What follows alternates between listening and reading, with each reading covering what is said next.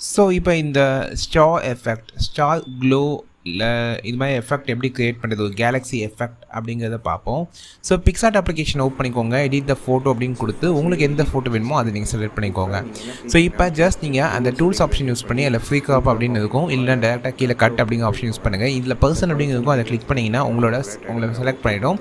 So ஆட்டோமேட்டிக்காக உங்களுக்கு PNG create ஆகிடும். இப்போ கீழே ஸ்டிக்கர் அப்படிங்கிற ஆப்ஷனை கிளிக் பண்ணி அதில் க்ளவுட் அப்படிங்கிறத சர்ச் பண்ணுங்கள். அதில் கீழே கலர்ஃபுல் க்ளோ க்ளவுட்ஸ் மாதிரி இருக்குல்ல, அந்த பிஎன்ஜியை வந்து நீங்கள் செலக்ட் பண்ணுங்கள். செலக்ட் பண்ணிவிட்டு இது மாதிரி சைடில் கொண்டு வந்து வச்சுக்கோங்க. அதை டூப்ளிகேட் பண்ணி இது 2 சைடு இது மாதிரி ப்ளேஸ் பண்ணிக்கோங்க. மேலே லேயர்ஸ் கிளிக் பண்ணி டூப்ளிகேட் பண்ணிக்கோங்க.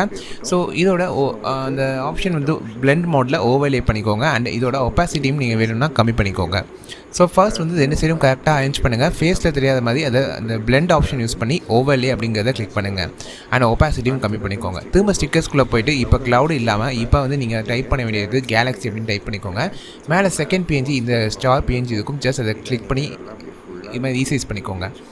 ரீசைஸ் பண்ணிட்டு இது மேலே வச்சுக்கோங்க. அதுக்கப்புறம் பார்த்தீங்கன்னா இதையும் நீங்கள் ஓவர்லேக்கு சேஞ்ச் பண்ணிக்கோங்க. அப்போ தான் உங்களுக்கு நேச்சுரலாக அப்படி ஒத்து போகும்.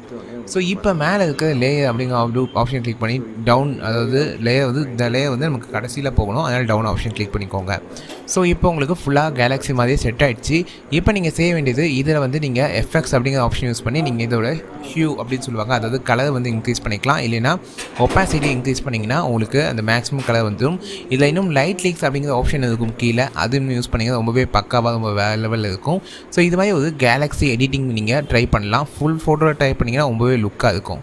ஸோ இந்த டிப்ஸ் எப்படி இருந்துச்சு அப்படிங்கிறத கமெண்ட் பண்ணுங்கள். அண்ட் இந்த வீடியோ பிடிச்சது லைக் பண்ணுங்கள், ஃப்ரெண்ட்ஸோட ஷேர் பண்ணுங்கள். அண்ட் மறக்காம சேனலுக்கு சப்ஸ்கிரைப் பண்ணுங்கள்.